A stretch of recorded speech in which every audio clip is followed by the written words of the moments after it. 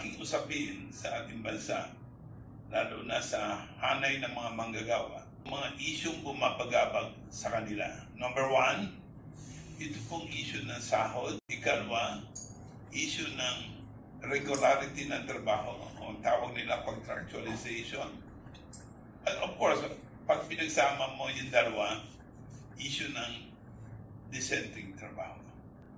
Now, ito pong itinutulak ng malawak na labor movement sa Pilipinas, madagdagan daw ng 200 peso ang minimum wage na 645 ngayon. Across the board ang gusto nila. So, aabot ng 1.8 and ang almost 800 plus. Pero, sa pag-aaral po nila, in their study, ang tamang sahod daw is 1,200.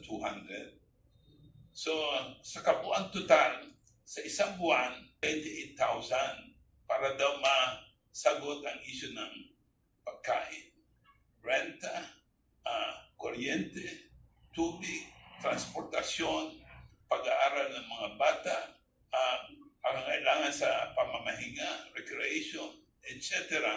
28,000 a month. Yun po ang kanilang kahilingan. Ang problema, marami sa kanila, sa manggagawa po, hindi tumatanggap nito. At ang isa pang problema, ito pong kalagayan ng maraming manggagawa, hindi regular ang posisyon. Malaking issue na nire-raise sa iba't ibang administrasyon po, panahon ni Fidel Ramos, ni Ninoy Aquino, ni Gloria, ni Duque Duterte, at ngayon, nire-raise nila under Bongbong. Pwede bang ma-regular ang mga manggagawa? Eh, napakahirap po nito kasi sa government mismo, we have what we call as job orders. Pagkakukulang-kulang sa 800,000 yan. And then sa issue po naman sa mga dumarami yung mga establishments na